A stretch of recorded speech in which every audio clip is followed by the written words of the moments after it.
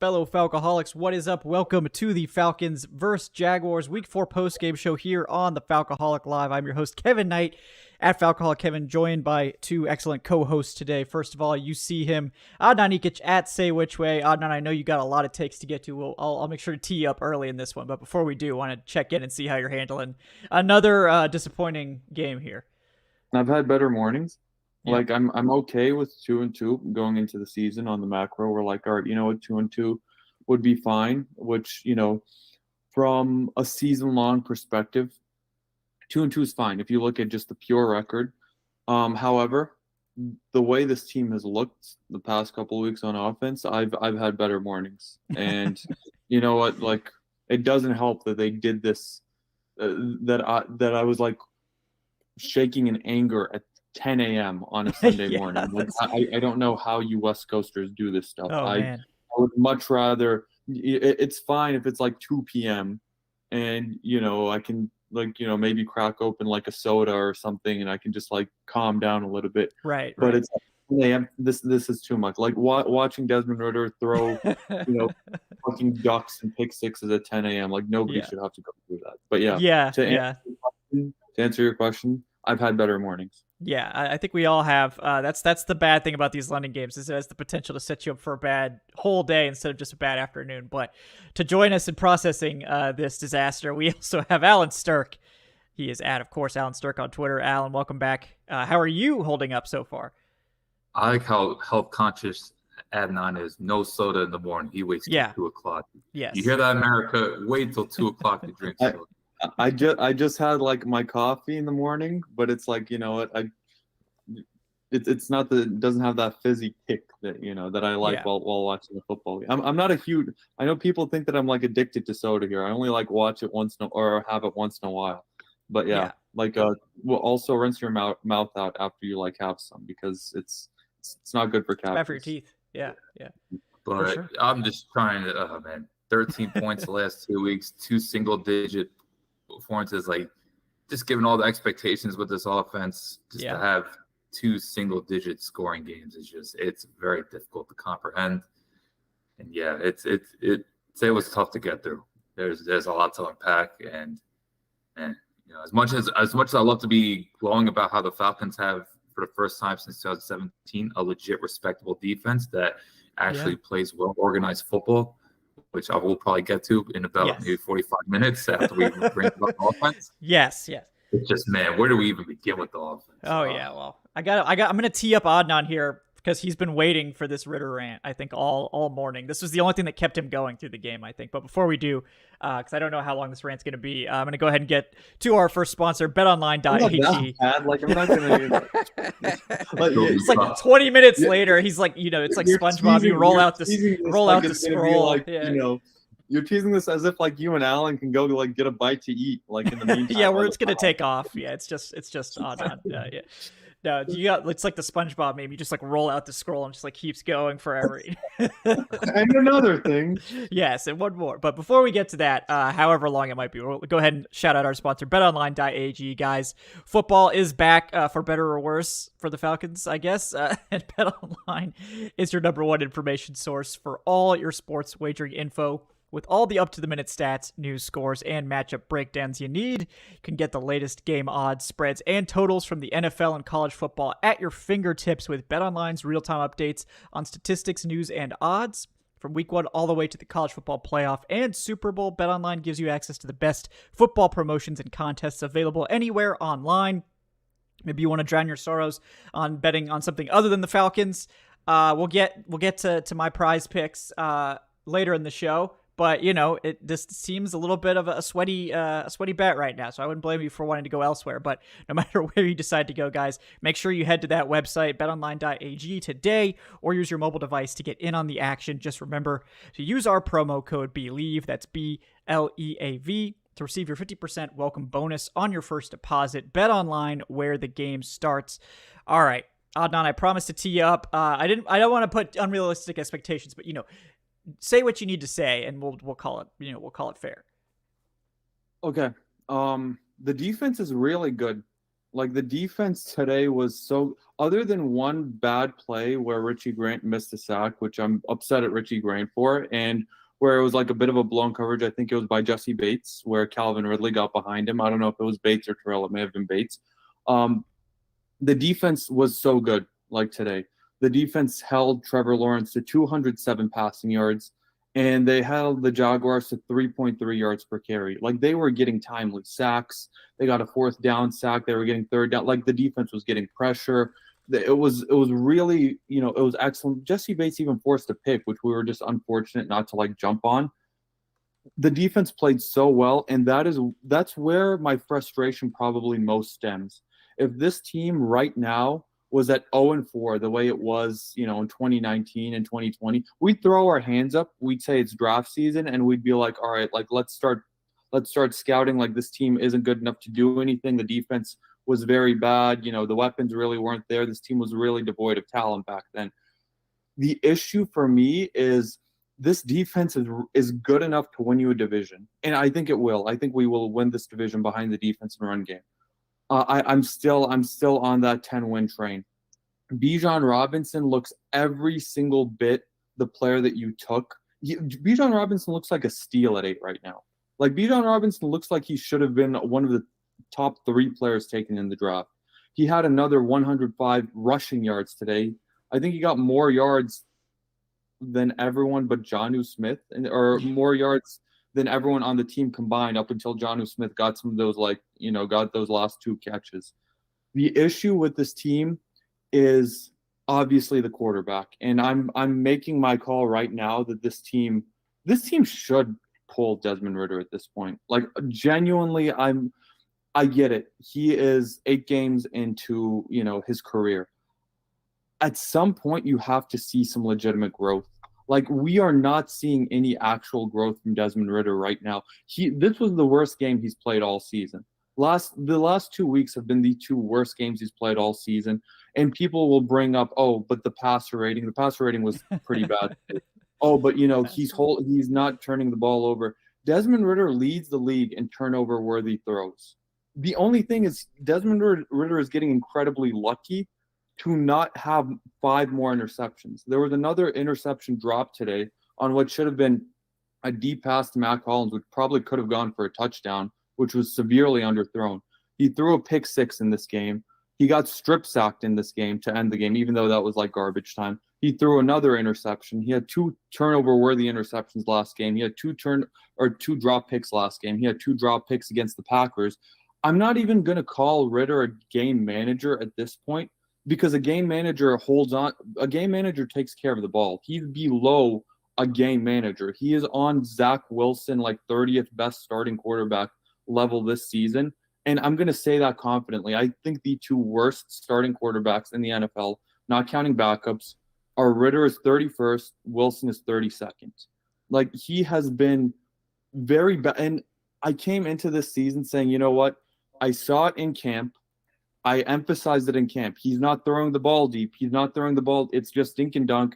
It's a 5-yard flat every single time. And people came after me saying, oh, no, like you're nitpicking. Oh, no, they're just saving the playbook. Oh, they're going to be able to throw it deep when they have to. None of that shit works like that. You don't just turn on a switch in the regular season without practicing it. And it's like, all right, we can just throw it deep now. This isn't a game of Madden. You have to practice that shit. Like, Taylor Heineke, at the very least, was forcing the issue. He was at least, throwing. Kevin, you saw it. Like, you had camp. Like, Heineke. It didn't always work, but he did throw deep more often. At least he was giving his receivers a chance. Like, genuinely, like, Ridder looks terrified out there. When a blitz comes, he looks like a deer in headlights. We saw it throughout the entire first half.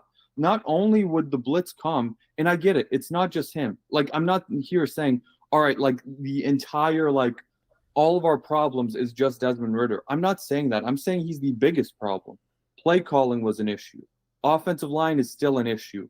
But the thing is, like, you are out there and you have a player that cannot elevate anyone else on the field with him.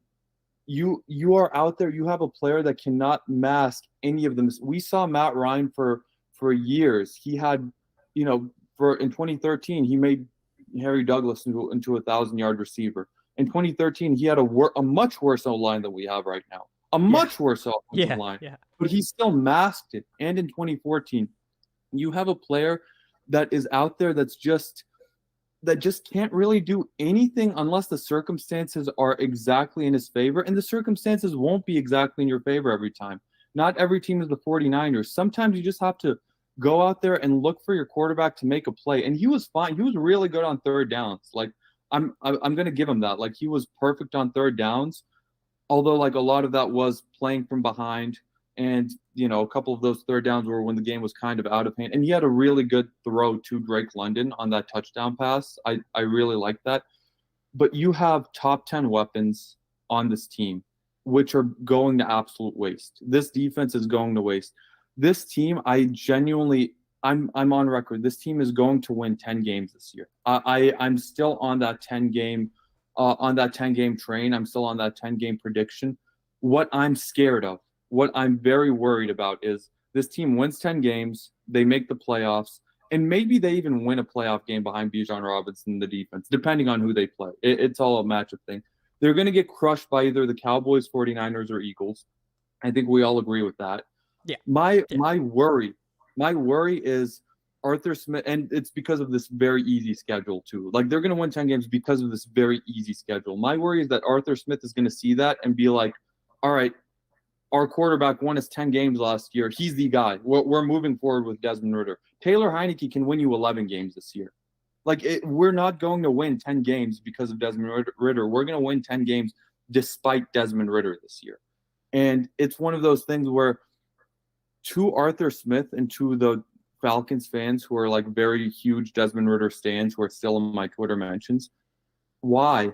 Like, I don't just because he's the starting quarterback of this franchise does not mean that you have to outright, like, love him unconditionally. Desmond Ridder is not your wife.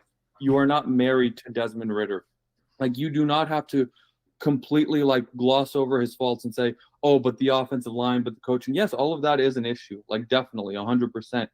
But you can objectively look at this and say, we have an issue and our starting quarterback is not a good enough starter in the NFL, which he's not. And we need to probably find someone better. We have to find an upgrade. Maybe an upgrade is on this team. Maybe Heineke's not it. Like, genuinely, maybe he's not. We've seen what Heineke is. Yeah, he's not it. But he's about a 500 quarterback. Yeah, but he's serviceable. Like, he's a serviceable quarterback. Like, long term, he's not it. I'm saying long term, I want to find, like, I've been saying it all camp. I want to, even if we win the division, I want to keep looking for that franchise quarterback. I don't think Ridder will ever be a franchise quarterback in this league. And I said it before, if he gets to Alex Smith with the Chiefs levels, I will be thrilled because that's a serviceable game managing quarterback.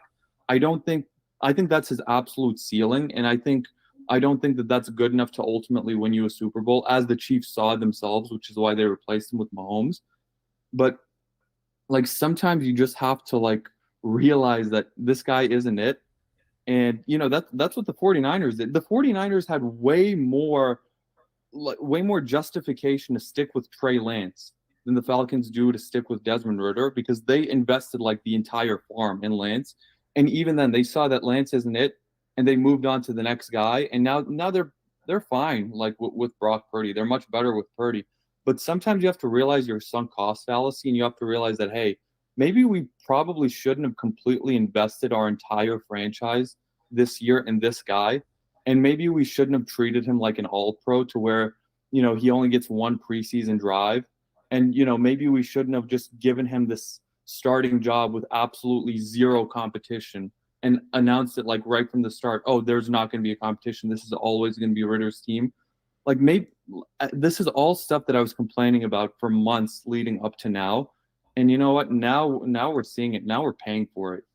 And it's like, this is literally, like, this is the bed that we made. This is the bed that Arthur Smith made.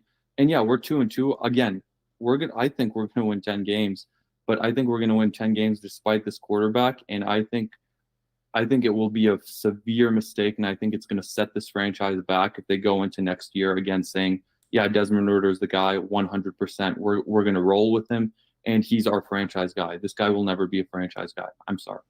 That's it. If he's playing anything like this, if they decide to stick with him, like there's no justification for that, because you can't play like this for more than a week or two in the NFL and keep your starting job, unless you're the Jets with Zach Wilson, which the Jets have even fewer excuses.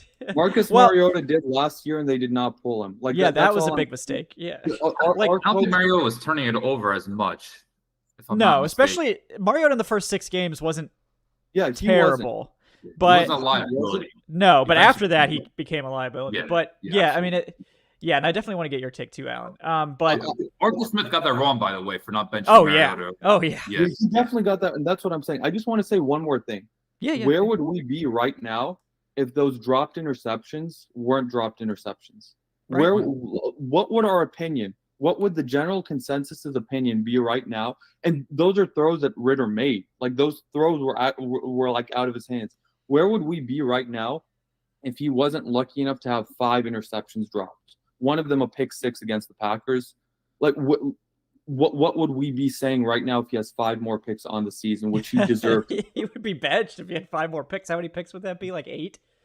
Taylor Heineke would be trending globally. Oh, not just nationally. If any quarterback, if any quarterback has 8 interceptions through 4 games, he's benched without question. Like as much as I've been preaching patience with Ridder, like if you are catastrophic, teams are going to yoink you because they can't put that on the field. Like, so you guys have heard me preach patience with Ridder because I think young quarterbacks deserve patience, but that you can't be patient if someone is actually catastrophic, like to the point where your offense isn't functional. And Ridder's approaching that. Yes, he's very much approaching that. And the only thing that kept this game from being that was the second half, where things did improve, but not enough for them to even get back in the game because of, they're too far down. It's like, because of that pick 6. If not for that pick 6, I think this team is in this game until the very end. But Desmond Ridder's not playing well at all. Like what Adnan said is absolutely true. He's the 31st out of 32 quarterbacks at this stage, and that's not going to work. Like, I think what we were sort of expecting was not great play from Ridder at this stage, but maybe more like 25th best quarterback, not 31st. And I think if he's the 25th best quarterback, this team is probably 3-1, right? Like, so at this stage, this is completely unacceptable.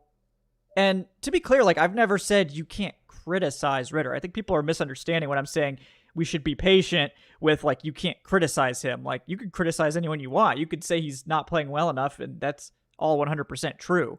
But saying that, we need to give up immediately, like that's just not something that teams typically do. But again, I will say, if you're catastrophically bad to where you're tanking the entire team with your turnovers, and turnovers are typically the thing that gets you out of the lineup sooner than later, then that is an exception. Because part of the problem is, and Alan, I swear I'll give you a chance to speak here in a second. Give your takes. It's important you get your takes. You know you're the host. We want to hear you, Ken. But you can't have this level of play from a starting quarterback. It's just not going to work. That doesn't mean you have to yoink him permanently. And that's what I was calling for today, was like, maybe you need to put in Heineke this second half so Ridder doesn't get his confidence completely shot. Because if this game continued on like it did in the first half, then it's like, well, I mean, what does this guy even do now? Like, he's going to have ruined his reputation and his stats to the point where, basically everyone who wasn't out on him would be out on him. Now, thankfully, I think Arthur Smith actually made the right decision by leaving him in and letting him rebound, which he did. It just wasn't enough. But the clock skipped ahead about 5 hours.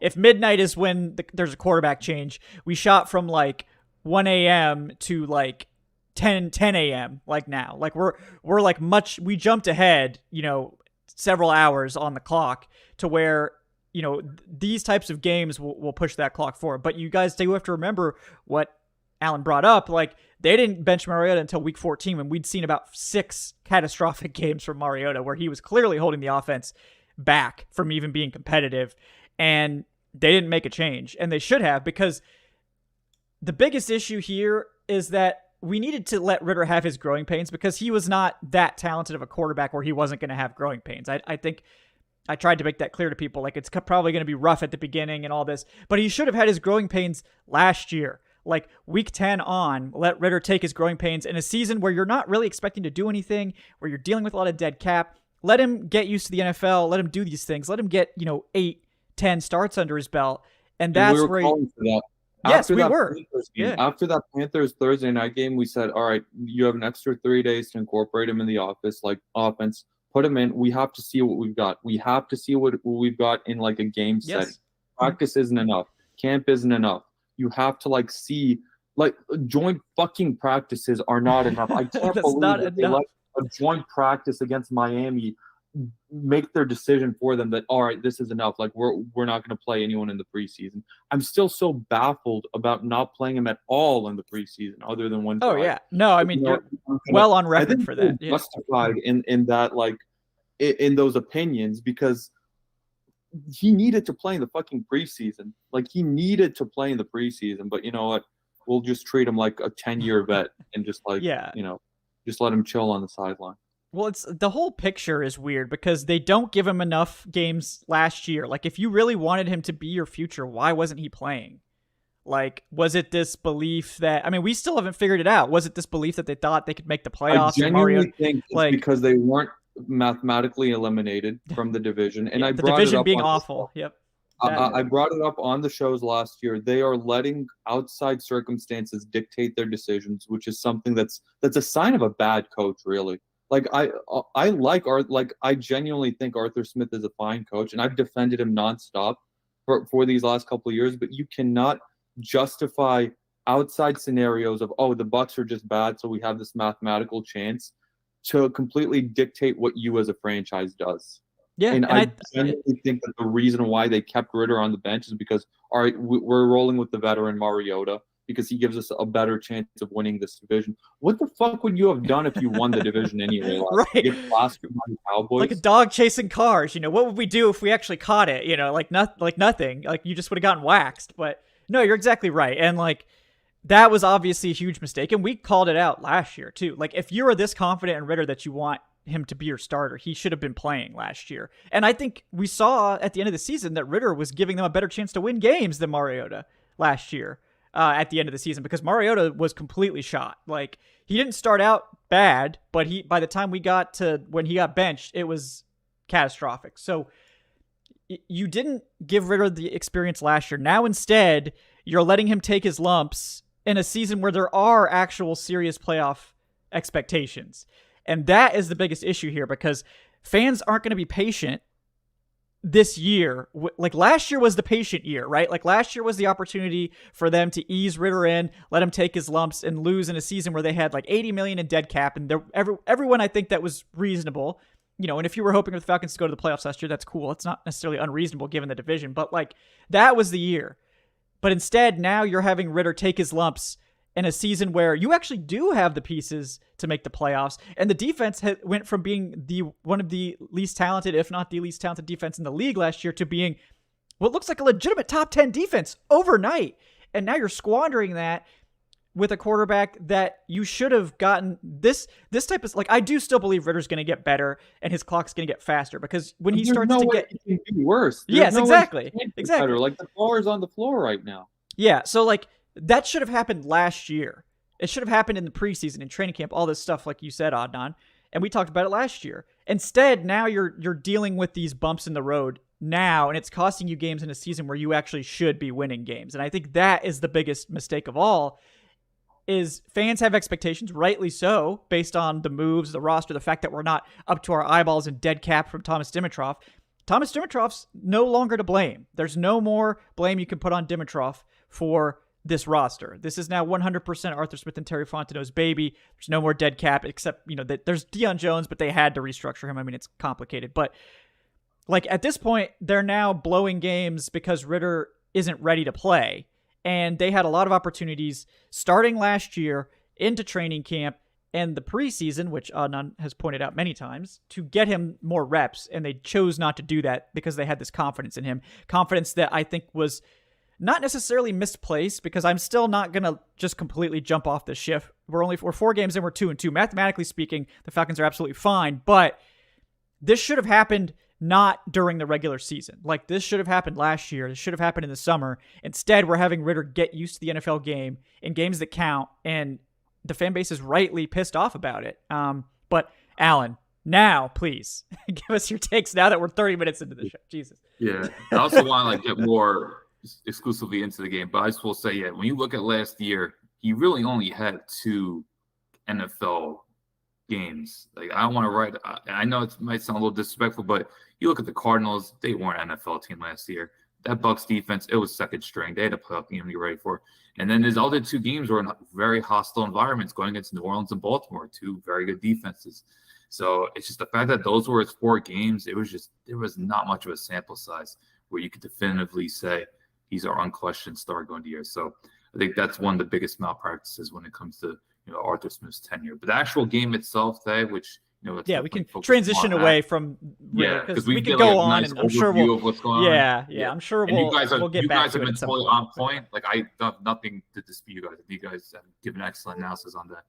But I just think the most concerning thing with Ridder is just staring down the receivers. And like, he improved in the second half. He actually a couple of throws, like I think Jonnu Smith, where he actually used his eyes to get the defenders off balance. But like, you look at the throw to London, the interception, it was so telegraphed. And I think he had Pruitt open on the flat because it was a slant flat concept. But that was telegraphed. The Pitts second interception where he just looked up the scene. Like, the Falcons are not producing much off play action right now. And that is hugely concerning because when you look at what Arthur Smith did with Ryan Tannehill in Tennessee, a lot of their success came off play action. You saw those inside dig routes, getting yards after catch with the likes of A.J. Brown and Corey Davis and even John Smith, which we're still seeing a little bit now. But like, the fact that they're not efficient at all on play action and just these throws they're just getting telegraphed. And you just know when the ball's coming out, it doesn't look right. And I just feel like anytime Ridder has to like adjust in the pocket, more times than not, he's either going to take a sack, he's going to put his back towards the defense, which is one of the worst things you could do as a quarterback. Like, you do not want to just show your back like that. Even if you're, unless you're like an athletic specimen like Lamar Jackson, you get away with it fine. But Ridder is not overly athletic. But it's just the way these passes are getting telegraphed. It's just, there's no rhythm. And second half was encouraging. I think the second half does give him some leeway going to next week. Like, I don't think he should be benched yet, but it's got to be a short leash because that first half, they were incapable of doing anything. Yeah. Even to check down the Bijan, like Bijan to make a he had to make a one-handed catch. Yeah. I mean, Ridder was completely shook. He was completely shook. It was all, I mean, and it was, and I think in the last week's game, you could say like that Detroit stadium, that was a hard place to play. Detroit fans were fired up. It was loud as hell. It's a tough place to go. It was not loud in London. It was pretty calm. There was a lot of Falcons fans. There were, Shout out to Falcons Nation, the people who traveled over there, to our European fans over there, our British fans over there. Shout out to our guy Andy Gallagher. Special shout out for one. But shout out to the Falcons fans. I'm sorry that you guys had to fucking sit through that. Yeah, at least you get to go watch NFL football, which you don't get to do a ton over there. But Falcons defense played well. You got to see the Falcons defense. Hey. Yeah, that's true. But it's the fact that also I think another thing that's got to be very concerning is this, as at best, a mediocre Jaguars defense. Now, granted, they played a hell of a game. I thought their secondary was flying to the ball, made some really savvy plays. Josh Allen's turning it up on his contract year, but this isn't a good Jaguars defense. And just to look that incapable. And look, second half, I think it gives him some leeway. Like I said, I think he's not going to be benched yet, but if you have another first half like that where you're just incapable of moving the ball, you have 3 turnovers, and we didn't even mention it. Mac Hollins justifiably just livid. Yeah, and we should talk about that too. Yeah. I know as a veteran, maybe you shouldn't react like that, but when your offense looks that, he had a touchdown. It was a touchdown. Louis Rick was livid. Louis Rick mentioned at least 4 times. Oh yeah, no, I mean that is the most concerning thing is that when you see stuff like that. Yes, it's just one thing on the sidelines. Maybe it's no big deal. Don't read too much into it. Whatever. But that was the first public sign that the locker room might be turning, and we don't know. We're not there. We're not trying to make any grand statements off of one clip on the sideline. That's too much. But that has been the first crack in the armor so far that we've seen. And maybe it's nothing, but like, yeah. Also, the other thing is not just the Matt Collins, like, and that video is going very viral, right? Yeah. But also, like, you look at that sideline, you look at Kyle Pitts, you look at Drake London. Those guys look dejected right now. Like, those guys on the sideline look like they. I don't know. Like, I don't want to speak for them or anything, but it doesn't look good for the Falcons. It looks like an offense that just looks broken right now. Like, it's just like, and the attitude is just like one of, sort of a bit of hopelessness.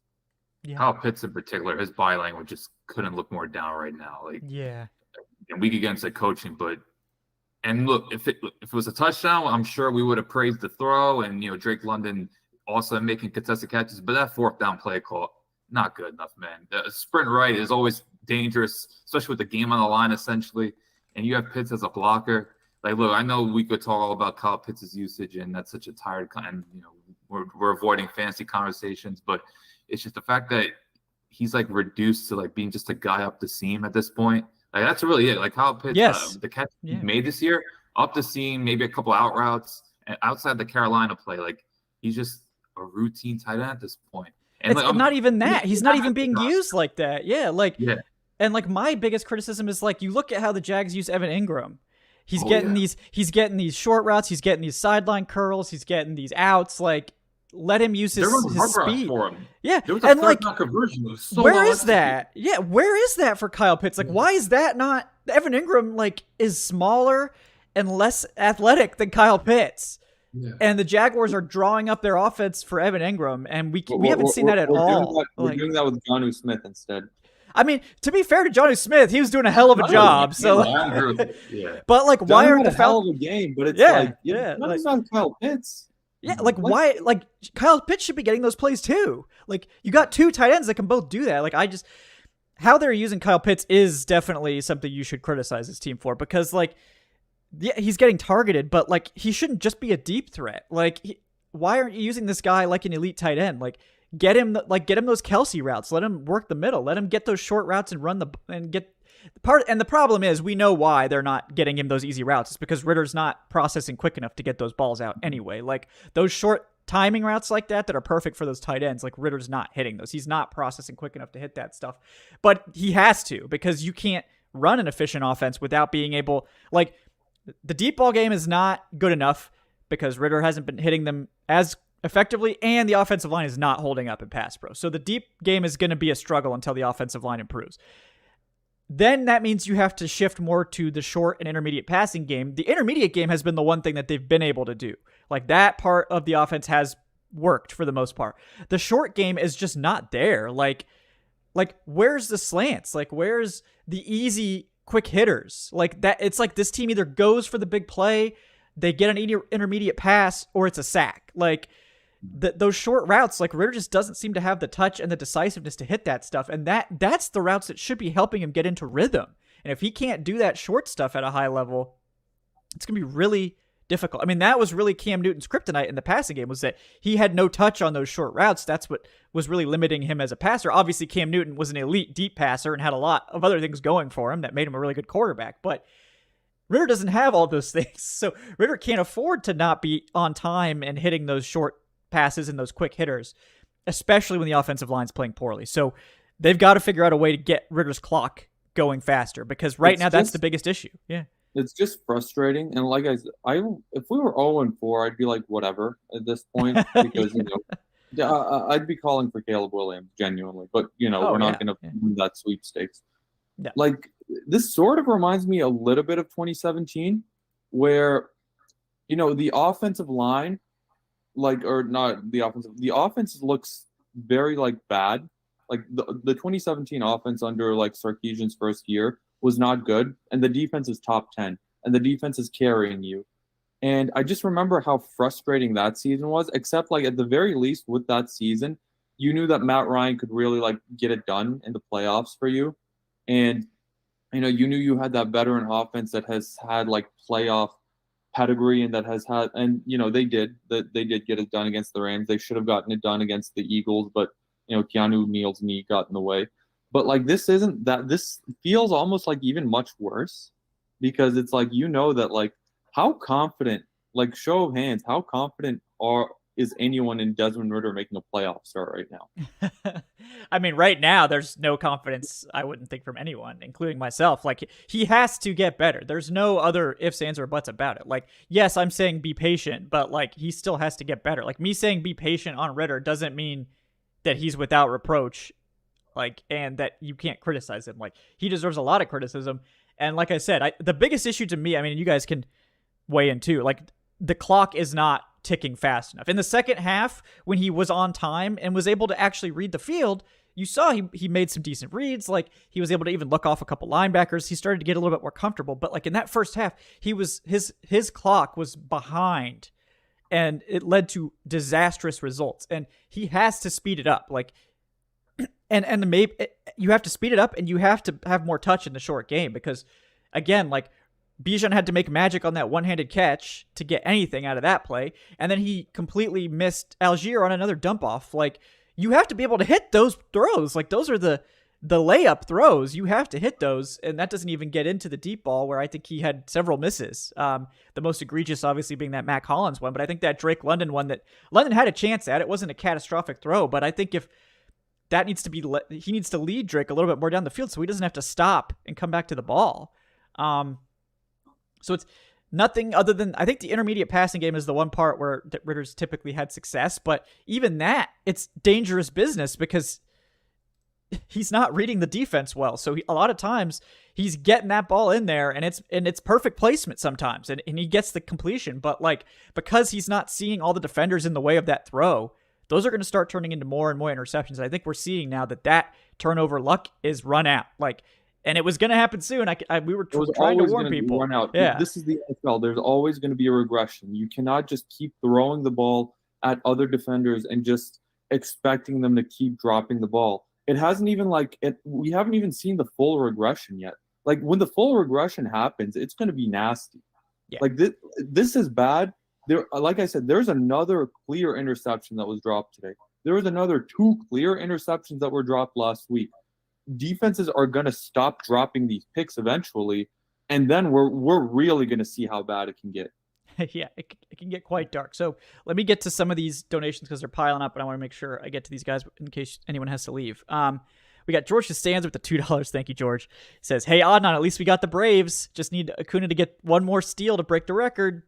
He broke the Braves one last night.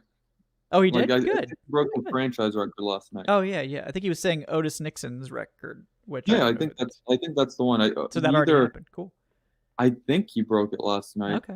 It's close, it sounds like, either way. So that's cool. If he didn't break it, he tied it, but I think he broke it last night. Maybe someone in the chat can confirm. He says also the Braves will probably outscore the Falcons today. And I think he's probably right about that. But shit, it's like 7 runs. Yeah, they can do it. They can do it. Yeah. We got Ray Moon with the $2. Thank you, Ray. He says, better quarterback play. We're probably 4-0 right now. The wide receivers are getting open. Yeah, no argument there. We got George Costanza with another $2. He says, for Bet Online, we should always bet the under on Ritter's passing stats. Well, that's getting harder because his unders are in the 100s now. I think they're in the 190s. Yeah. Zach Wilson territory. Yeah. So, or the under for everything Ridder. Yeah. 3rd and 19. That's the Bet Online cheat code. Yeah. Under on passing yards, under on passing touchdowns, Falcons under on points. Bijan Robinson over receiving yards, however. That one has been rock solid. Don't do under rushing yards. Yeah. Also, Bijan Robinson over on catches because they're going to keep dumping it off on third downs. Yeah. He's getting so much work there. Then we got Michael Scott with the $5. Thanks, Mike. He says, Jesse Bates deserves better. That is all. Yeah, no argument here. That the defense deserves better. And speaking of defense, we got George Costanza with another $2 saying, the defense is great. Bijan is an amazing player, well worthy of the 8th overall pick. I worry that Caleb Williams wouldn't do anything for this team because of the poor pass protection. This draft is going to be deep as hell at quarterback. Draft for the trenches. Ridder sucks. Yes. Here's the thing. The pass protection isn't good. But I feel like Desmond Ridder is making it look worse than it actually is. Yeah. Agreed. I feel like with a more aware quarterback, we wouldn't be harping on the offensive line this much because it plays hand in hand. The offensive line has to protect the quarterback, and the quarterback has to sort of help the offensive line a bit. I feel like half the sacks that he suffered last week against the Lions were because he held on to the ball too long. And then this week, it's just like all the other team has to do is send a blitz, send one extra man. Ritter's going to get happy feet, and he's just going to like run backwards, and he's going to lose a few extra yards. And it's like, I'm not reprieving the offensive line at all. They have to get better. I talked about it. Lindstrom definitely has to get better. You are the highest paid player in your position's history, and you're sort of you've regressed this year. He was great today. Yeah, he did bounce back today. He was the focal point. He was. And again, we have confidence in him, though. Yeah, you're right. Absolutely right. Yeah. I'm just talking about like overall up to this point, yes. like this season. Yeah, exactly. He has to get better overall this season, and it's just one of those things where it's like, I get it. Yes, they have to get better, but this isn't Falcons 2013 offensive line.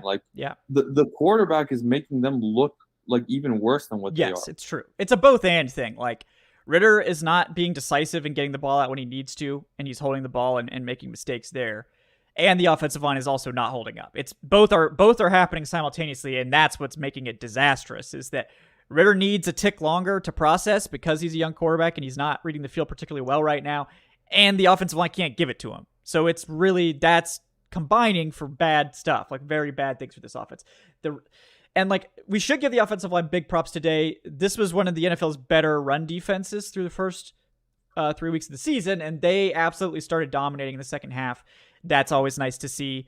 And, if only that had happened in the first half, I think we would be talking about a completely different game. But when this team gets behind the sticks or when the run game's not working, Ridder just starts to force it, and it gets ugly. So, the offensive line has to get better. I think Chris Lindstrom, we all have faith in. And yeah. I mean, they weren't nearly as bad as last week. Okay. Yeah. They weren't nearly as bad as last week. Last week, I think, hopefully that was the bottoming out, and then we're going to improve from there. And if you had to take bets, I think everyone would bet on the offensive line improving over anyone else on this team, because there's so much invested in that unit. We know what to expect from them. They just need to get comfortable. And like you said, I think Bergeron is someone you'd expect with more reps to continue to improve too.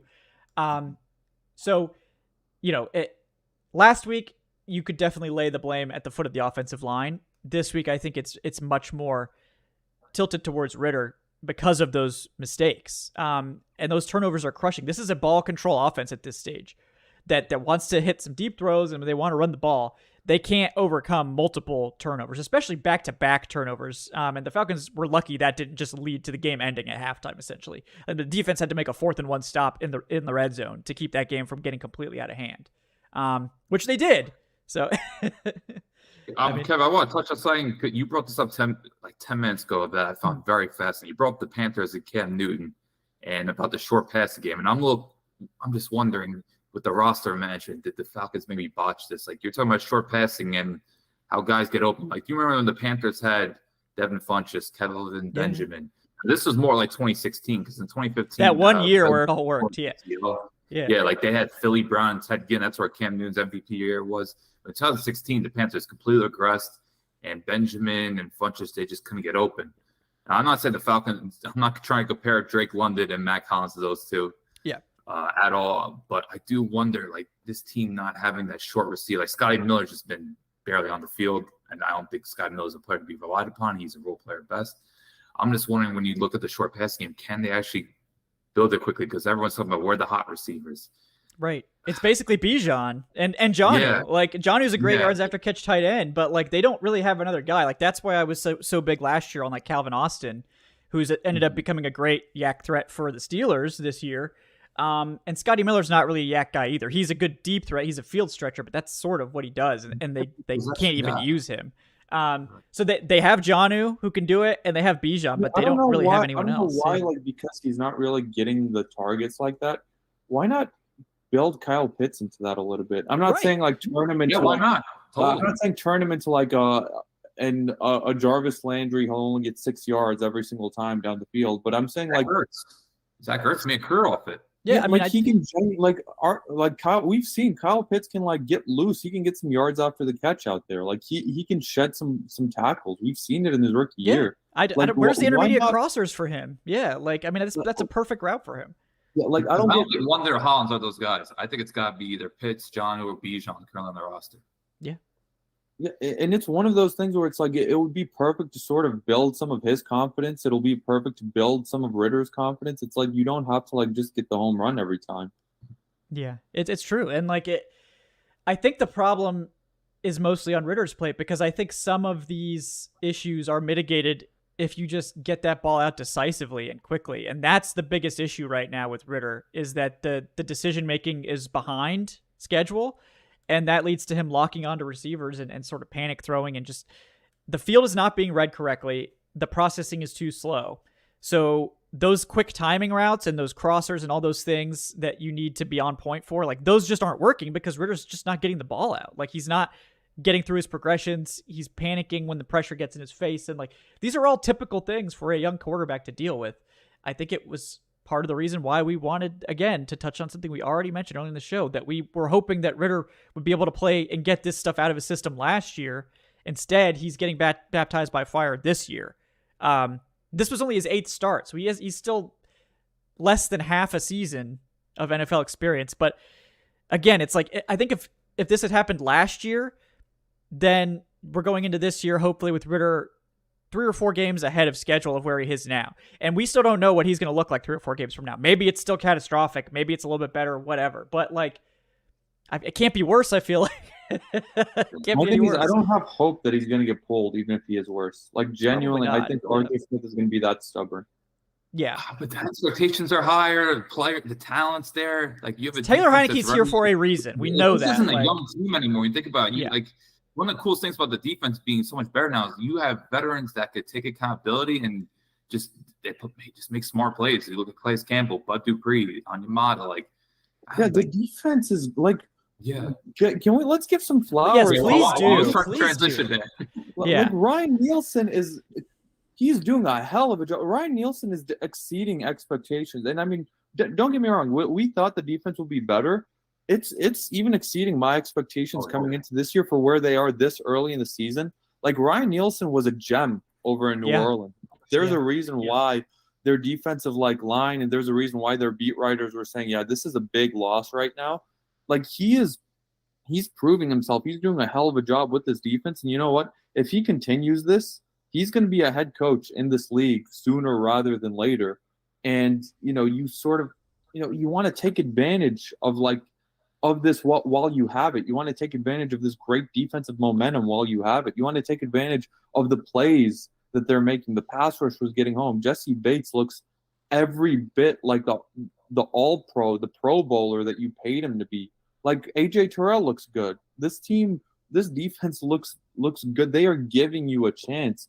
And, you're just sort of pissing it away with this offense, like week in and week out, like 2 straight weeks at this point. Yeah.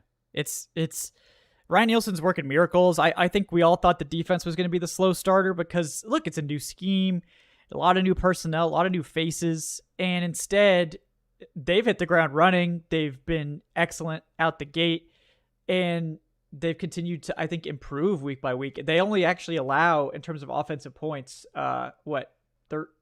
16 points in this one, with the last 3 being, that chip shot at the end when they just the offense couldn't do a damn thing and they get sacked and give them the ball. They really made the Jaguars' offense work. Yeah. Like you look at the yards gained and the conversion. Other than the really big play, like the completions to Kirk and Ingram, that's just Trevor being top caliber quarterback and just Evan Ingram being an athletic freak and Christian Kirk knowing how to create separation in the slot. Like they really made that Jacksonville offense work, which it's been a long time since you said like the Falcons defense is making offenses work. Like they were always giving up easy access yardage. Like now you really have to earn it. And 2 players that I guess you could technically not Nate Landman because he played a lot week 2, but Landman and Jeff Okudah I thought looked really strong. Yeah. And Okudah looked nice today. Like Okudah right from the start had that like it wasn't technically a pass defended, but he had the coverage on the 3rd down play.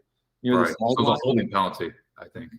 Yeah. Exactly. And it was good job by Okudah. His first sort of real game. He was really eased into it last week. Speaking of players who aren't playing, Cordero Patterson. Yeah, didn't get any snaps as far as I could tell. He's today. clearly not healthy. He was pass protected. Oh, was he? Oh, did he? Okay, yeah. Like Bijan, he was you're back still there for working on kicks. wise. Yeah, he was back there for kickoffs. But Yeah, I mean their usage of him is bizarre. $4 million for a returner. Yeah. What about him as a possession receiver option? I don't know. Like, Right, at this yeah. point, maybe he's more a running back, but I mean, I wouldn't be upset about that at all. But we see him truck people with the ball in his hands all the time. Like I think he was one of those guys. He was going to be one of their short outlet guys, but they haven't been able to. I mean, I think that he's going to get the Okudah treatment and get worked in slowly. It seems like so. I'm just the worst thing. I can't get worked in more slowly than he has so far. Like at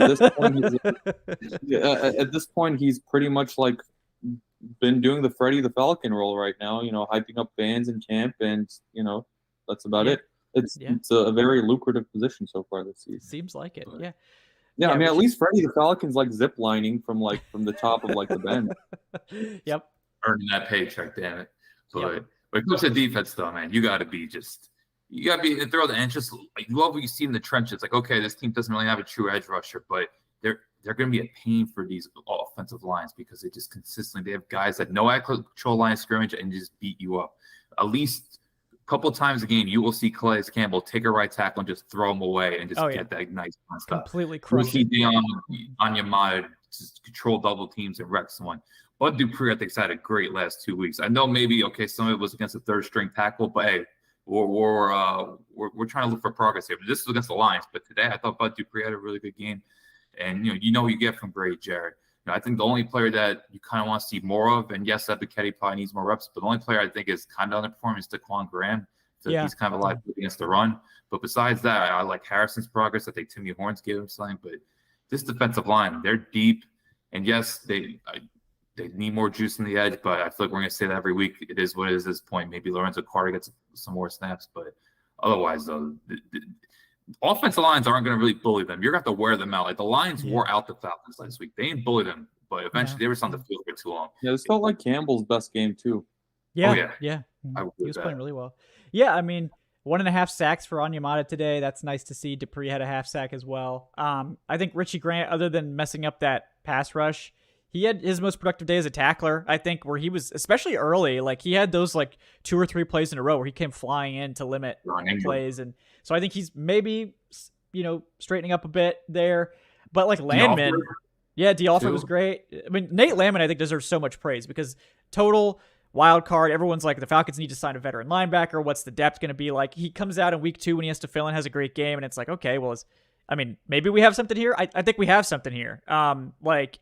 2 games now, full time of Nate Landman, and he looks absolutely good. Like he looks like a natural fit, fits right next. He doesn't offer that athletic upside that Troy Anderson does, but what he does, he has the instincts, right? But he's played linebacker for way longer. I mean, I think he's played linebacker for like 7 or 8 years. So he was also a guy that played 5 years in college, so he has that experience and looks absolutely good on the interior.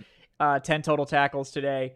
Again, doesn't have the coverage upside of Anderson, doesn't have that blitzing upside, but doesn't really need to at this stage. Really, the Falcons, I think, are just, with Anderson out, they're just looking like we just need a solid linebacker next to Caden Ellison. I think they absolutely have that in Nate Landman. So that's nice to see. And the team, that was another good decision. Like, we actually don't need Michael Walker because Nate Landman is better, and they seem to be absolutely right at this stage. So don't need Rashad Evans either. Nope.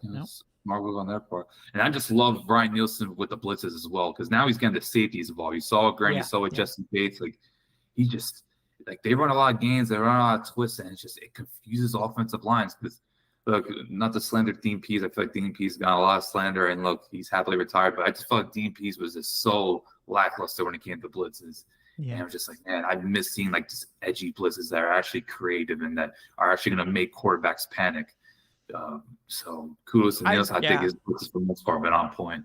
Yeah, I love this defense. This is like my kind of defense. I love the physical man coverage. I love the pressing at the line of scrimmage, no cushions. I mean, they have obviously they're gonna play zone sometimes. I just like the mindset of this defense so much more than Dean Pease. And Dean Pease is an absolute legend, and he somehow extracted like a below average season out of last year's Falcons defense, which was probably the least talented defense in the league. That they only ended up being like, early 20s in terms of rankings instead of what probably should have been 32. So he deserves the props that he managed to limit the damage, but I think this defense is so much more aggressive. And the other thing about the defense is, and you notice it, and even Orlovsky and Riddick were mentioning it at one point when there was 17-0. Like, this defense was out there just like constantly punching at the ball. Like, every single time they came in contact with the ball carrier, they were looking to make a play because they felt like they had to make a play, because I feel like they have this like idea at this point or they had the idea at that point that it's like, all right, if we're going to win this game, we have to win this game. Like, our offense isn't going to help us. We ourselves have to turn this game around. And I mean, sure, it didn't always like work out. Bates got a punch out, but they jumped on it, and that was a kind of a dumb challenge to only play 4 yards. But the thing about it is, like, this defense, like, they're making plays out there. They're out there like doing their part, and they're trying to go above and beyond in doing their part because they sort of have to. And like, full props to them, full props to Ryan Nielsen, and I feel like we can have something with this team. And this is why I continue to confidently say I think this team is going to win 10 games despite the bad quarterback play. I'm not saying Ridder is going to lead them to 10 games. I'm saying they're going to win 10 games despite the liability that Ridder is, because this defense is so good and because Bijan is so good. And I think they're bound to figure it out at least a little bit regarding like offensive play calling. I don't Ridder. And I mean, honestly, Ridder cannot be any worse than what he is now. Like, he's going to, I hope, like, he's going to, like, get at the very least better, because this is right now is on the floor. This is the floor right now. Yeah, you can say that they're going against the D'Amico Ryans defense next week, and then you got the Commanders. Like, they're going to go up against some decent units. I'm not trying to be ultimate pessimistic. We all know, but home Ridder is undefeated, Alan. All right. But also, like, Alan brings up a point. You're playing the Texans at home next week, and this is a game you chose. Oh, they have to win. They have to win. Yeah, like, this is a game, like, for people who don't know, if you play in London, you get the option of either getting your bye week the next week, or you can choose who your opponent on your schedule is going to be the next week. I know this. And the Falcons chose the Houston Texans at home because they thought, this is going to be like the easy game on the schedule. CJ Stroud is balling right now. Yep. Like, the Texans, I think, are beating the Steelers like 7-0 right now. Nico Collins is balling right now. The only thing is, like, that offensive line is a little bit decimated. Laramie Tunsil's out. Hopefully, he continues his recovery next week, and it doesn't suit up. I like that framing. I like that framing. Jaguars last week. Like, I just want Laramie Tunsil to get like 100% healthy, and maybe another week off will help do that. Yeah. You just want what's best for him. Yeah. Yeah, exactly. And this is one of those things where if you lose to the Texans at home next week, and if you fall to 2-1, like, some conversations need to actually be made regarding. That's the one thing he can hang his hat on. It's that undefeated home record. So I mean, if he loses that, I'm throwing my 10-1 prediction out the window if you lose these next two games. Like, at that point, like, no, I mean, panic. Like, right now they're on track. Yeah, right now they're on track to my projection. But if Ridder continues playing like this, Heineke will be playing sooner than later. Like, he can't continue. Like, he has to take steps forward. If he doesn't take any steps forward, he's not going to keep playing.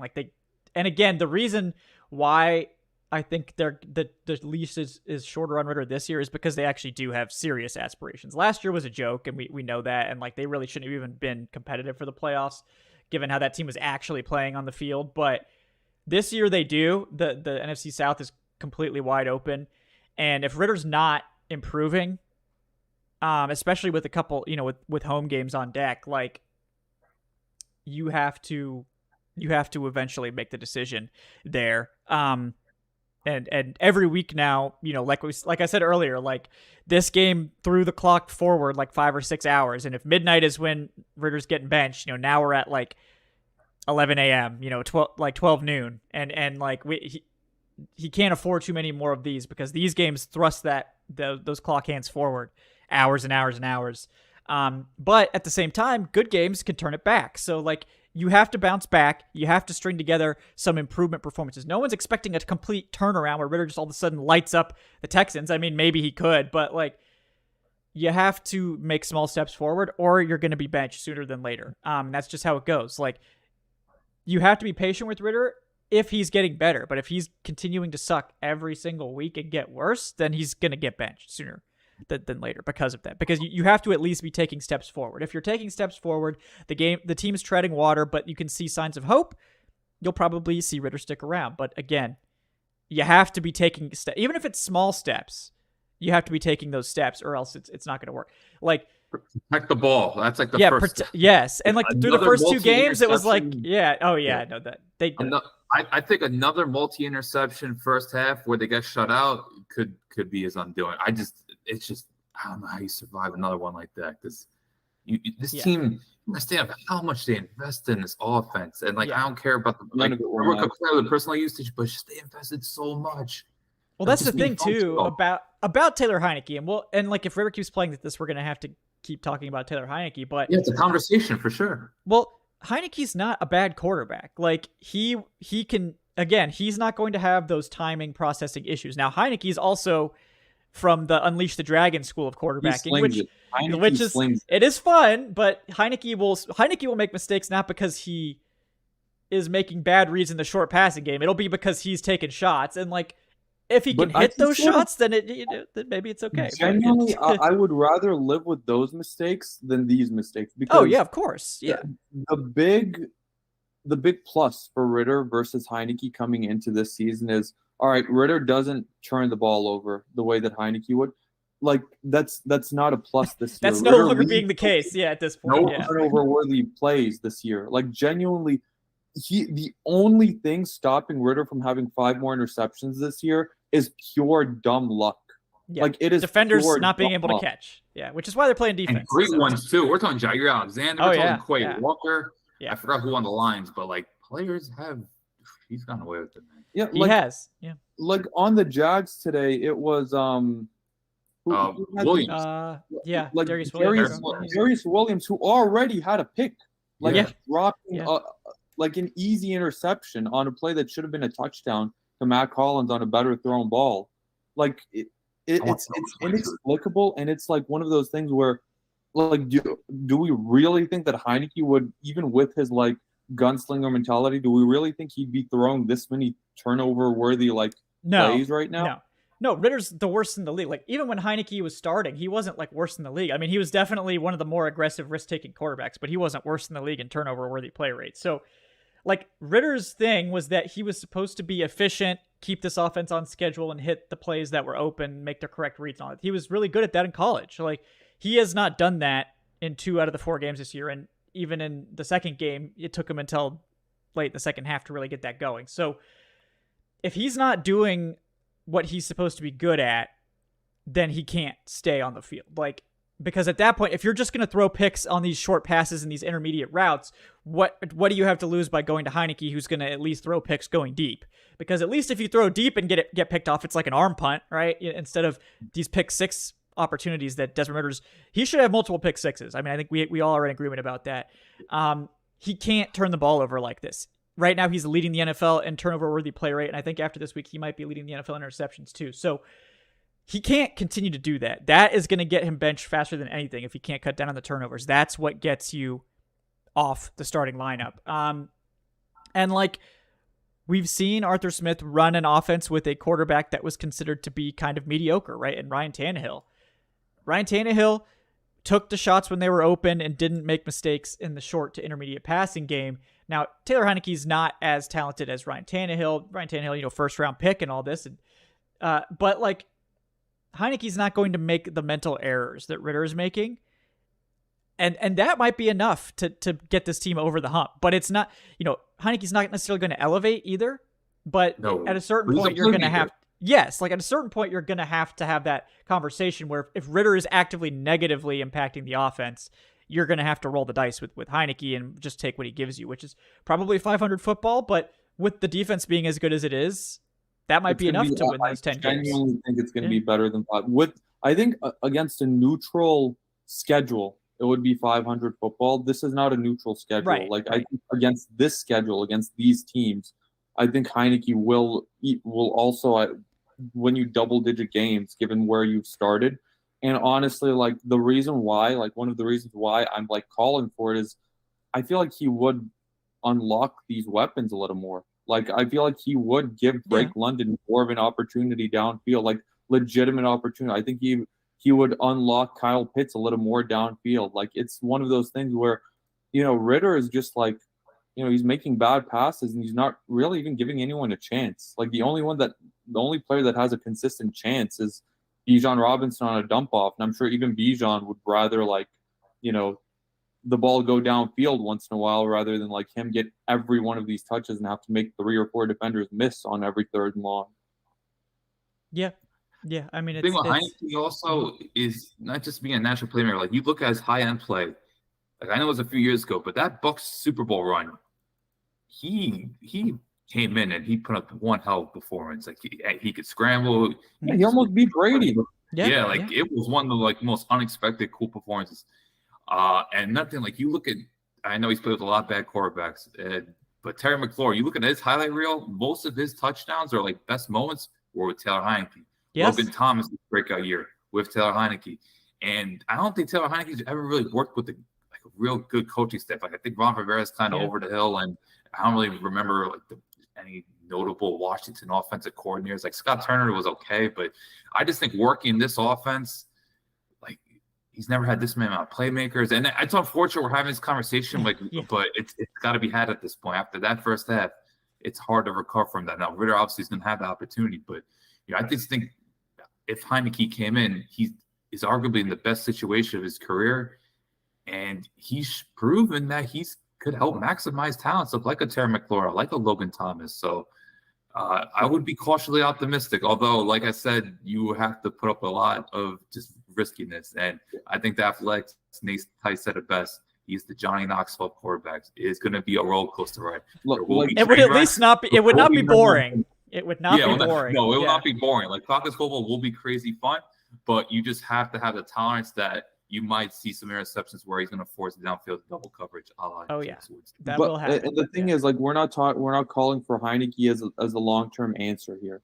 Like, this is literally a specific in-season, because you're not really going to find any better options unless you think Carson Wentz is a better option. Because I think that's the best quarterback on the market, and he got benched for Heineke last year. No. You might as well call Matt Ryan. I think Matt Ryan is, enjoying his family and his time at CBS while getting paid $18 million from the Colts this year. Yeah. Like, it's nice to be Matt Ryan right about now. Right. But genuinely, like, this is just an in-season. Like, how can we like salvage as much of this season? Like, I've been on record from the very beginning of camp. I did not think that Ridder is the long-term answer for this team, and that's okay. He was a third rounder. Like, this team has to legitimately address the quarterback position this offseason.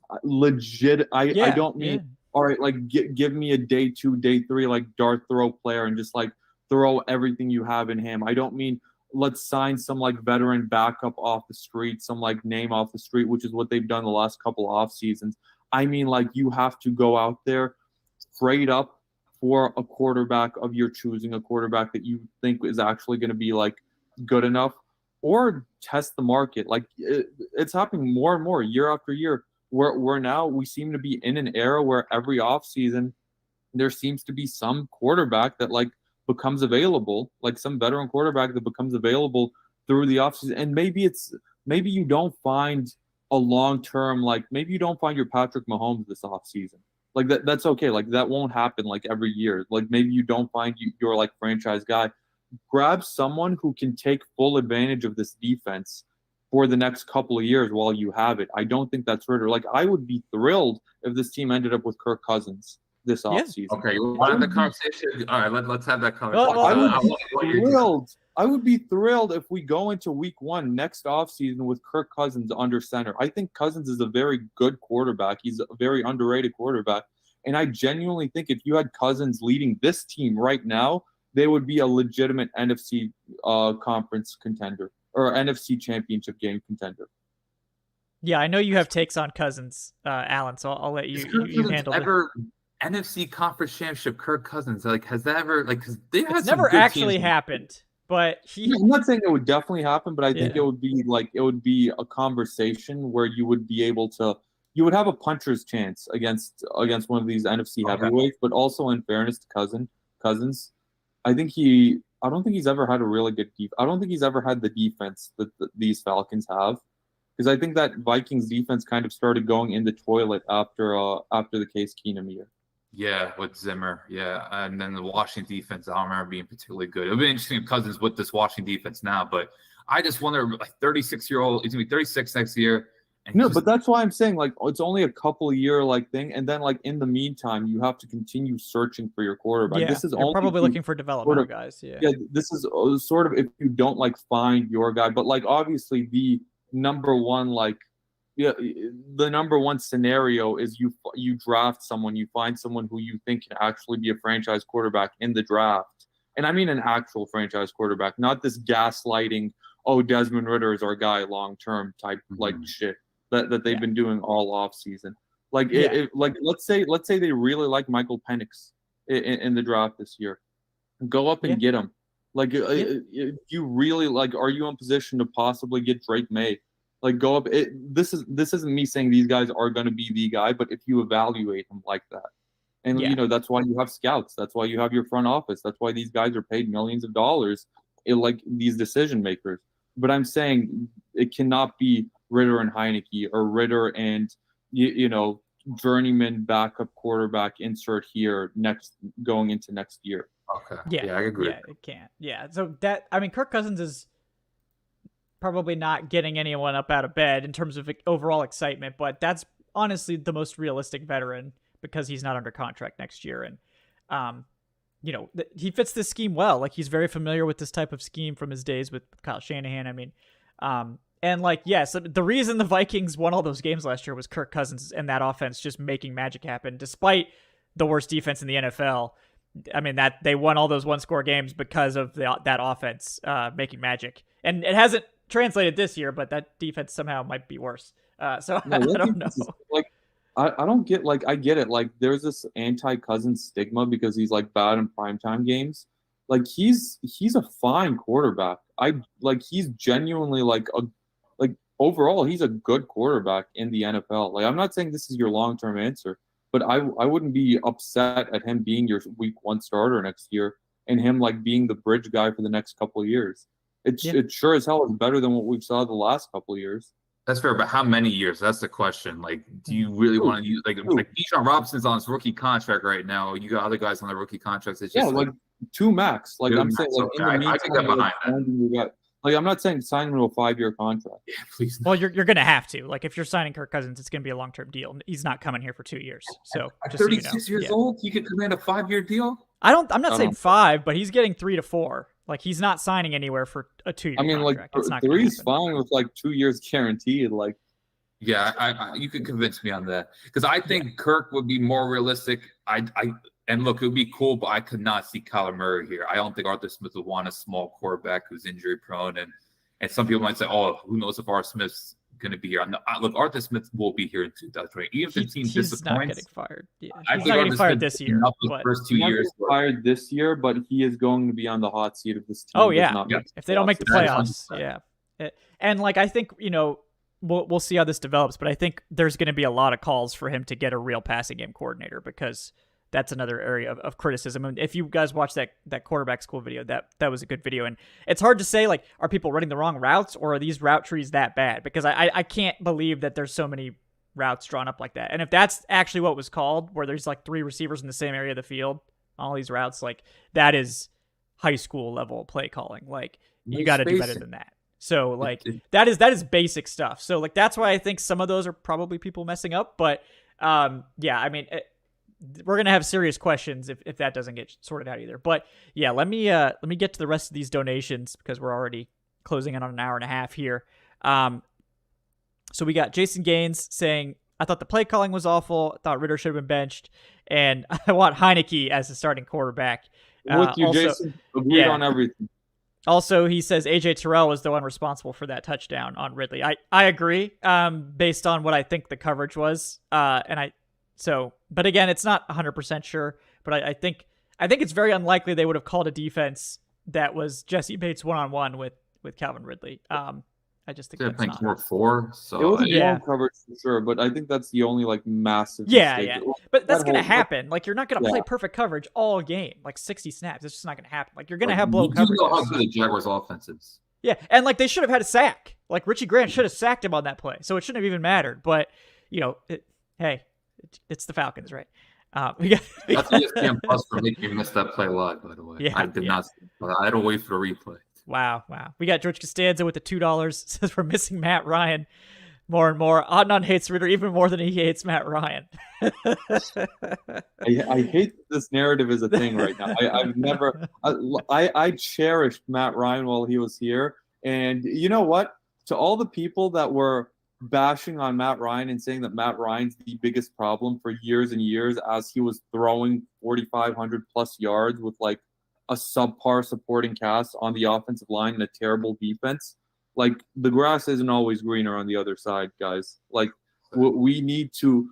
I hope that you enjoyed Matt Ryan while he was here, because honestly, this is what we were saying like the entire time. Like, enjoy him, because it's hard to find the next franchise quarterback. We got really lucky with Matt Ryan.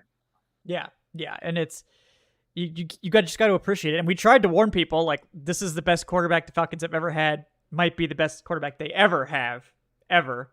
And people don't appreciate what's right in front of them. Adnan, we know this. It goes fast when you got these great players. So enjoy every minute of it. George says, with the Falcons' first-round pick in 2024, the Falcons select Brock Bowers, tight end of the University of Georgia. Yeah, that's what we need. Another tight end in the first round. Well, but that should be the final Infinity Stone in his tight end Infinity Gauntlet, and that will be what unlocks the offense. Finally, that's what we've been waiting for. Another player for Ridder to overthrow or underthrow.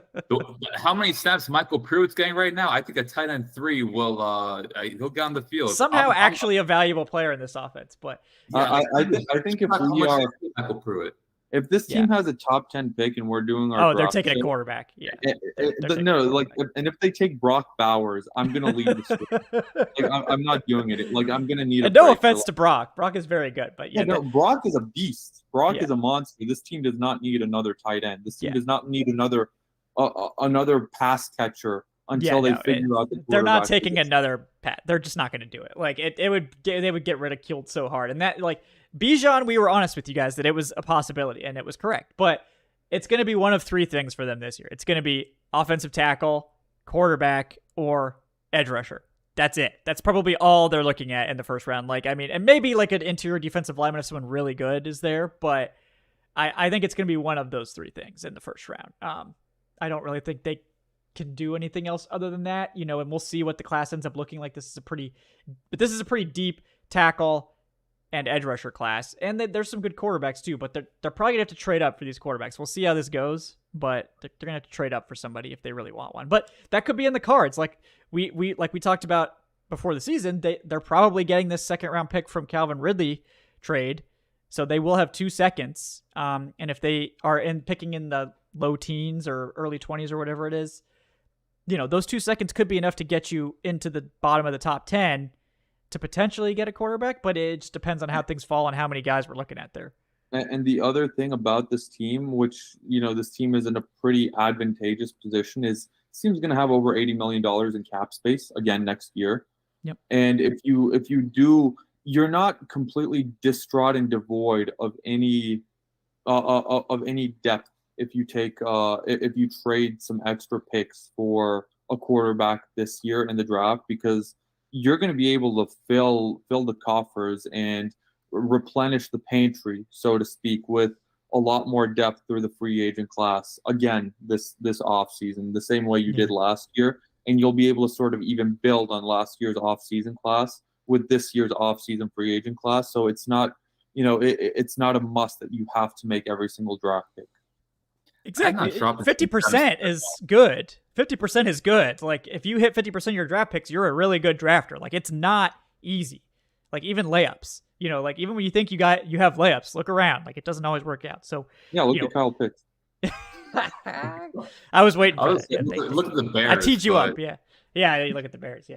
But let me get through these tips, and then I will get to our prize pick seg here, guys. Thank you to everyone who's tipping. I really appreciate that, guys. We're trying to get trying to get the takes off and get to as many tips as we can. It's a good problem to have, but I apologize if you had to wait to hear your tip. We've gotten like 20. So I'm trying to get through as many as I can without interrupting the flow of the chat. We got Jonathan Moxley with the super chat. Thank you, Jonathan. He says $2. My favorite team, been disappointing fan since 1966. Yep, and we're keeping that streak going, unfortunately, this week. We got Ernest with $3 saying, let's stop sugarcoating what's going on. Arthur Smith is mediocre, and Ridder is not a starting quarterback. Terry Fontenot doesn't call plays or decides who quarterbacks, period. Well, he might have some pull in deciding who starts at quarterback or who they pursue at quarterback at least. But yeah, fair. I do think that I think that Ridder was definitely an Arthur Smith call. Yes. Like more than anything. But like honestly, like if you're Fontenot, like there's no way that you're really like that you're pleased that your top 10 picks at like receiver and tight end are like are doing what they're doing right now, or sort of aren't being like featured right now, and that they're being like, you know, pulled. Like I would love to know what Terry Fontenot is genuinely thinking right now. He's probably not feeling great. I mean, this is like we'll get into this more on Wednesday, I'm sure. But like the way this offense is playing, it's actively limiting their ability to utilize these weapons because they're just trying to get first downs. Like they're not even able to draw anything up that's creative. They're behind big, and they're just trying to get first downs and string anything they can together, and it's not great. We got Grant Watson with the $10 super chat. Thank you, Grant. Appreciate that, man. He says, I have full faith and trust in this offense. I just started the Jags defense in fantasy and was awarded 21 points. Let me reiterate how much faith I have in this offense. That's striking a nerve because I'm playing against the Jags defense in my home league. So it was doubly bad that I had to watch the Falcons be shit.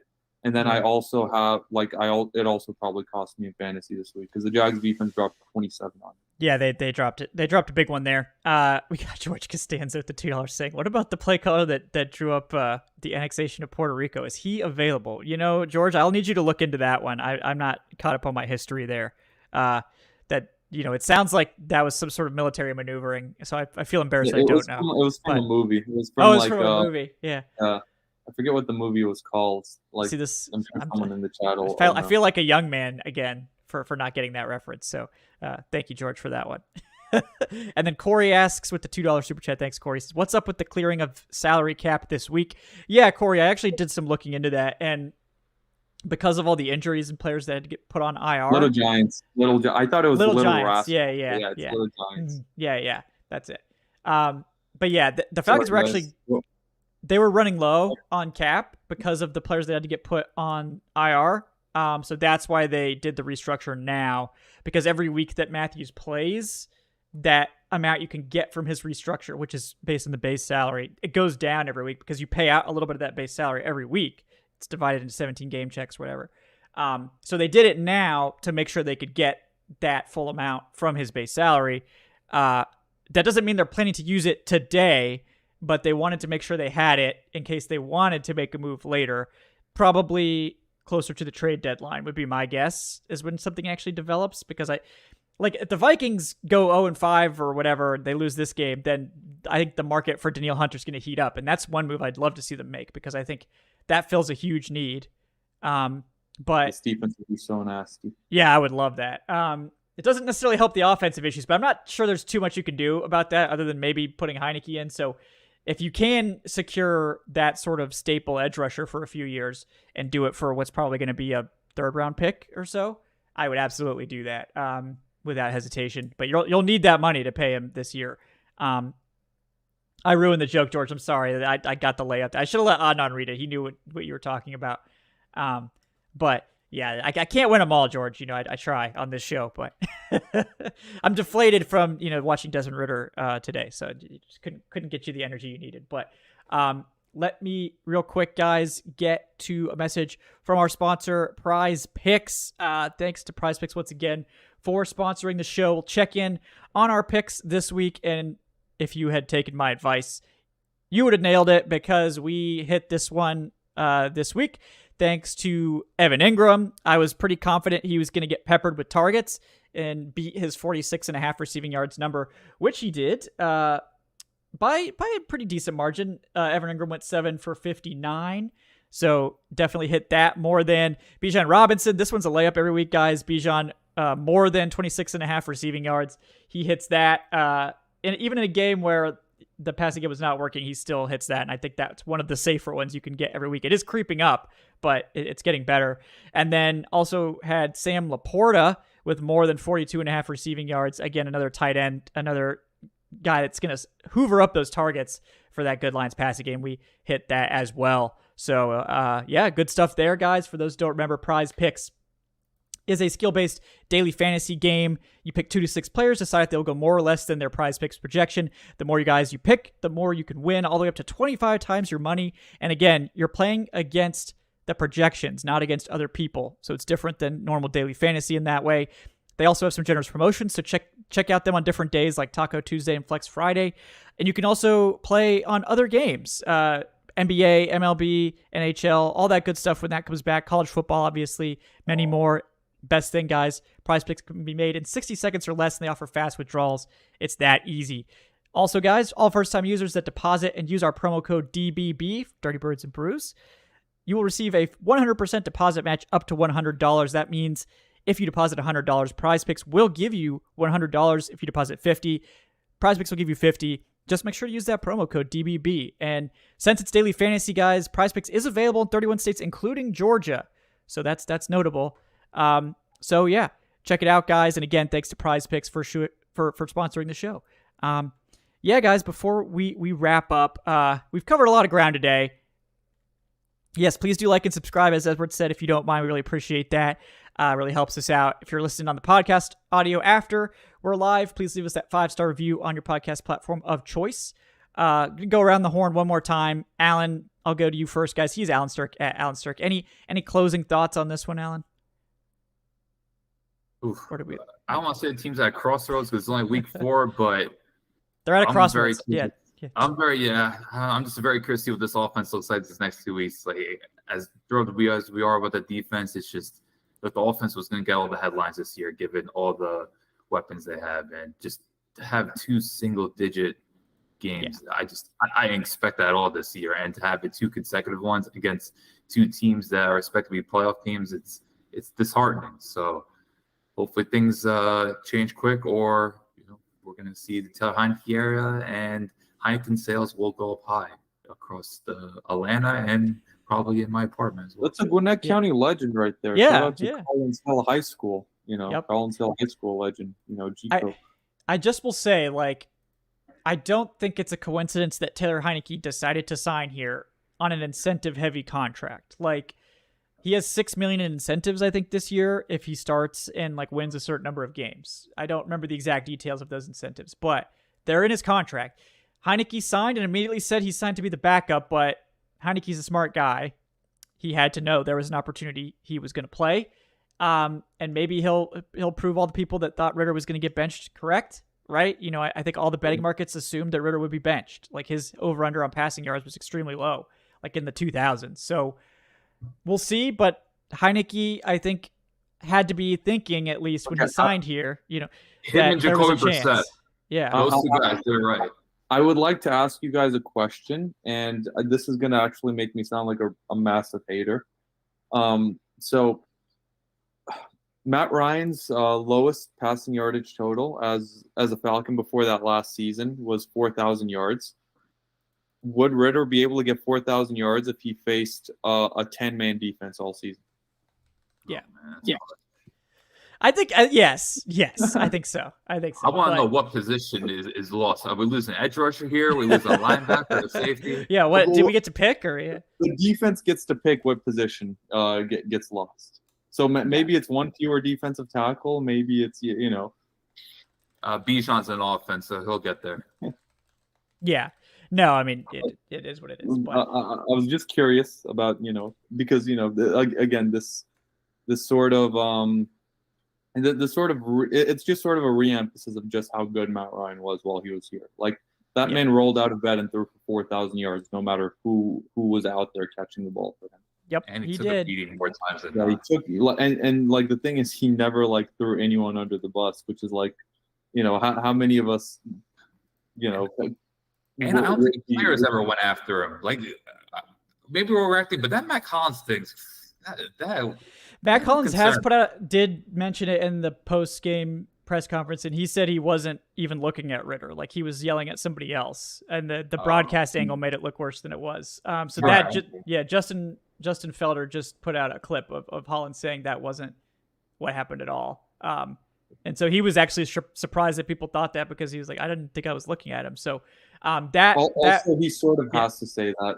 He does, but he also could have just been like, no comment, like, oh, no comment. I'm not talking about that. So they're gonna take a selfie together on Thursday, I think. Yeah, something like that. I mean, so we'll see. We'll see what comes of that. But as of now, Hollins is doing whatever he can to sort of tamp that down. I will say though, like, the other thing is, it's week 4, and we knew this was a possibility that we would have to have this conversation about quarterback this year. I will say it's a problem that it's only week 4, and this was a very Taylor Heineke heavy sort of episode, and this was a very what are we going to do in the future type episode. Like, I thought that maybe this could be a possibility of this happening, but sometime around mid-season. But the fact that it's only been 4 games and this is already a very bad sign. Yeah, this is almost worst case scenario for Desmond Ridder. Like, almost. So, it was within the range of outcomes. I think Adnan in particular was trying. No one's here is rooting for Ridder to fail, and I think that's where this show, that's where this show I think is. We like to be for the discerning fans, the people that want actual analysis. None of us are rooting against Desmond Ridder. You guys know I was pretty positive about Ridder coming into the season. Adnan was taking a little bit of a more pessimistic tack, but we're all in support of Ridder and hoping that he gets better. But I genuinely my hope is that Desmond Ridder turns it around and that he turns into a franchise god. I just don't think it's going to happen, but that's the best case scenario. What do I gain if Desmond Ridder plays like shit? More anxious, stressful Sundays. The better you get to that be Ridder right plays. on Twitter, Adnan, which seems to be all that a lot of people care about. About being right on Twitter. Some people really care about that. So that's not a real place. I would rather Desmond Ridder play great and let us talk shit to other fan bases on Twitter and just sort of enhance our mood throughout every weekend and every Monday morning. Versus Ridder played like shit. I get to be right on Twitter, but what's my reward? Being angry on Sundays, watching my football team lose on Sundays. No, I'd much rather Ridder go out there and play amazing, but it's just not happening. And we're not gonna gloss over that, and we're not gonna be all right, well, he's the starting quarterback of the franchise, so we have to be all in and we have to put our blinders up and we have to be positive. If you want that, go on AtlantaFalcons.com. They do good work on Falcons.com, and they have a lot of exclusive interviews, exclusive pictures. If you want that, go over, because they're never going to say anything negative about any of the players, because obviously that's the team site. We want to be objective, and we want to give you objective takes, objective analysis, and that means players will get criticized. The coaching staff will get criticized, no matter how much the team doesn't like that, no matter how much the team would love for us to be like Falcons.com, where we just be all positive all the time. We're not going to do that, because that just insults the intelligence of our viewers and the intelligence of our readers, because we know there's a problem, and we're not going to sit here and be oh yeah, no, everything's fine. Just just shut up and fall into line. I don't want to fucking shut up and fall into line. No, that's not what we're going to do here. You guys know that you're going to get a variety of opinions. We're going to criticize, and look, it is what it is. We're not overly concerned with being right here, which is why, and if you want to go on Twitter and, celebrate a player on your team's downfall, I mean, I guess that's up to you to do that. I kind of feel like it's a little bit pathetic, but if you want to do it and that's how you get your jollies, that's fine. I dislike that mindset, but this is very different from criticizing. If you criticize Ridder, there's nothing wrong with that. That's football discourse. That's what we're doing. That's what we're doing right now. Do I look pissed off at Adnan for him criticizing Ridder?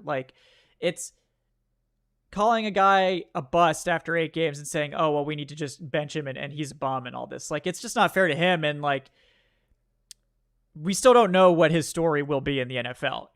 After this week, it's taken a turn for the worse. There's no doubt about that. The last 2 weeks have really hurt his prospects. Like I said, that clock that's ticking on his ability to stay the starting quarterback of this team, it shot up. Those hands shot towards midnight a lot in this one, and he's got to bounce back. And if he doesn't, then he won't be the starter for much longer.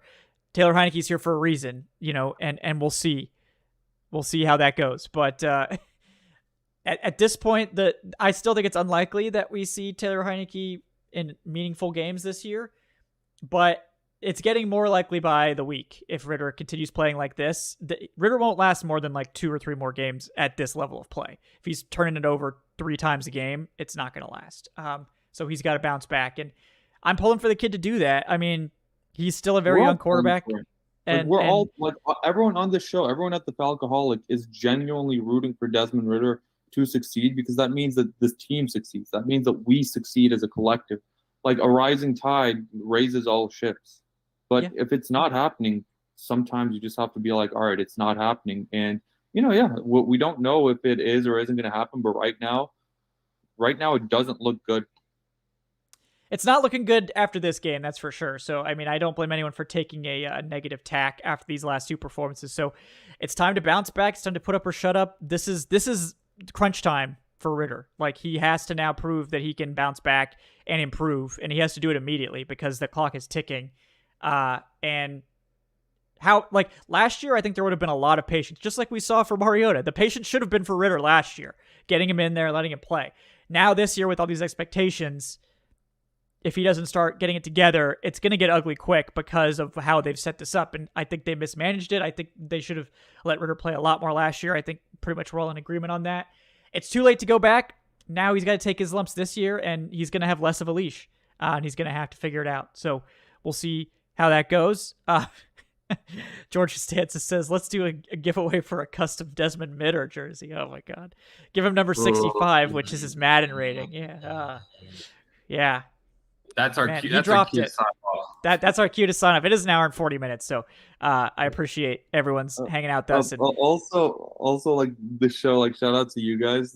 There were, people who wanted the takes. There was 450 at one point, 280 of you guys.